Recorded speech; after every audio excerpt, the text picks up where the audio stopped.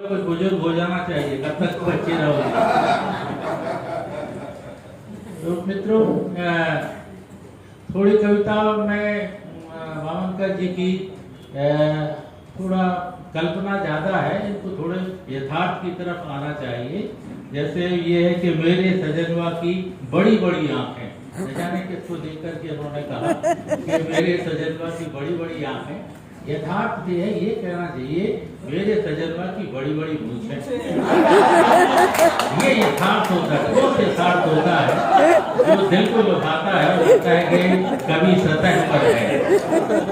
अच्छा, बुजुर्ग कवियों के साथ एक बड़ा मामला कुछ अजब सा है।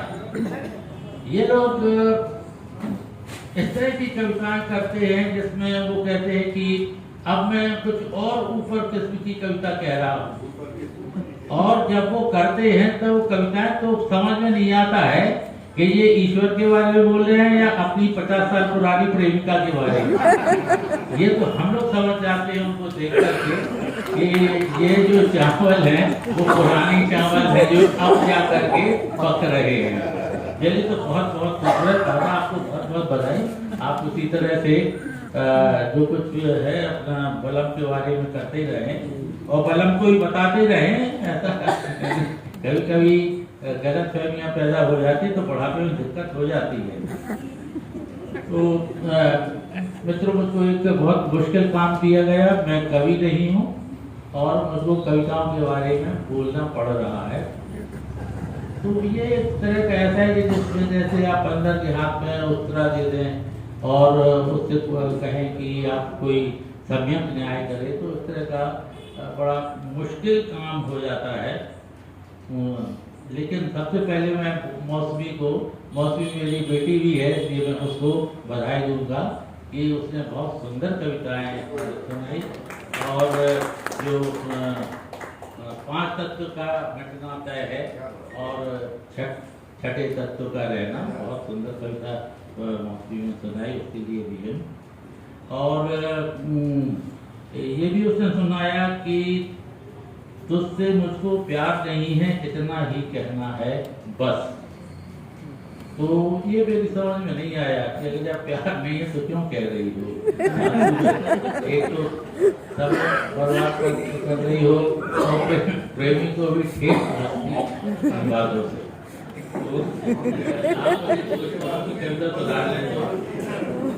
सुधार ले तो अच्छा रहे। बहरहाल मुझे इससे कोई मतलब नहीं। वो तो बोलिया हमेशा की तरह दिन में मोमबत्तियां जला करके चले गए। और जैसे मुझे उम्मीद थी कि वो अपनी कोई गजल वगैरह सुनाएंगे, तो उन्होंने अपनी गजल नहीं सुनाई, लेकिन जो उन्होंने अपनी तलवार थी वो मयान में ही रखी। तो मोहम्मद बोले हमारे बड़े यशस्वी कवि हैं और मुझे उनसे बहुत उम्मीदें भी हैं।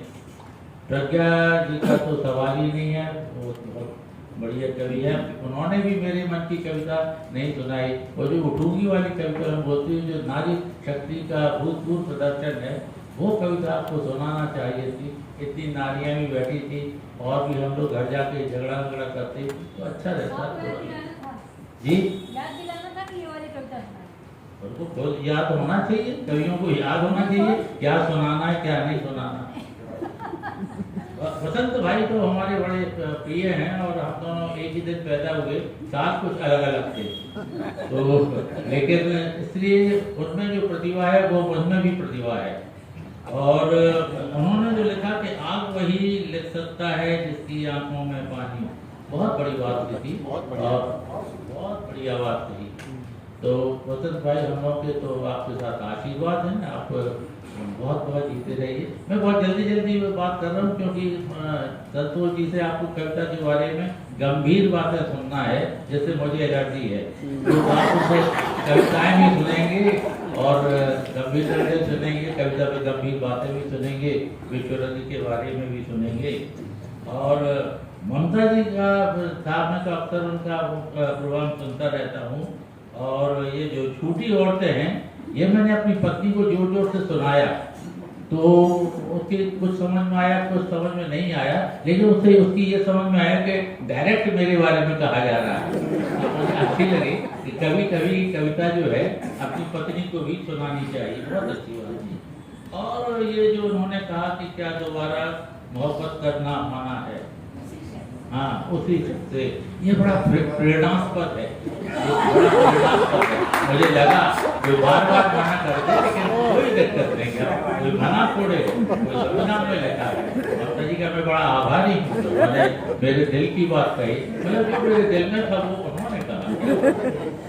और बलराम जी तो खैर हमारे मित्र हैं, हमारे बड़े प्रिय, और बुराई कविता का उनकी हर कविता का रहा, और अभी तो कुछ भी ना करूँगा।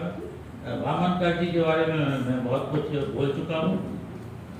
दूसरा एक बात मुझे ये कहना है कि कृपया कर जो आयोजक है वो कविता पाठ का समय तय ना करें, उससे या वो कवि को बता दें कि तुमको 7-8 मिनट 10 मिनट जो भी हो तुमको पढ़ना है, क्योंकि आप जो बता देते हो तो कवि पे तो उसका कोई असर ज्यादा पड़ता नहीं, लेकिन हम लोग जो सुनने वाले हैं हम लोग फौरन घड़ी देखते रहते हैं, ये समय का अतिक्रमण कर रहा है।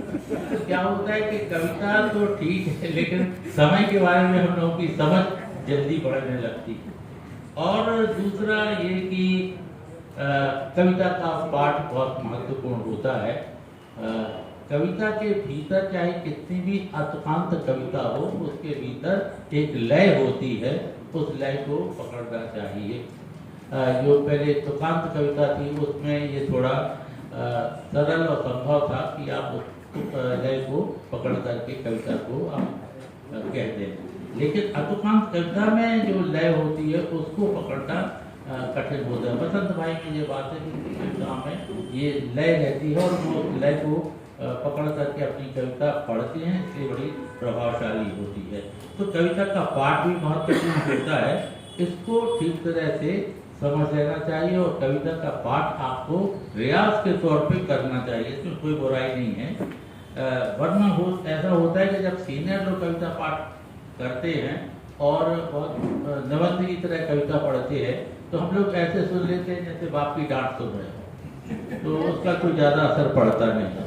और अगर कोई जूनियर या समवयस्क अगर अपनी कविता इसी निबंध शैली में हम लोग को सुनाता है तो हम लोग उस तरह सुन लेते हैं जैसे कोई नासमझ प्रेमिका अपनी कोई पुरानी बातें कह रही है, उसका भी असर नहीं होता। तो कविता ऐसी इस तरह से पढ़े कि हम लोग पर असर भी हो। मित्रों, ये तो था मेरा कुल कविता का निचोड़ जो मेरी समझ में आया, इससे ज़्यादा मैं समझ भी नहीं पाता हूँ और कविता मेरे लिए बड़ी कठिन पहेली की तरह होती है और इसलिए मैं बहुत तालियां बजाता हूँ ताकि कवि को ये विश्वास हो सके तो अच्छी कविता। बहुत बहुत धन्यवाद।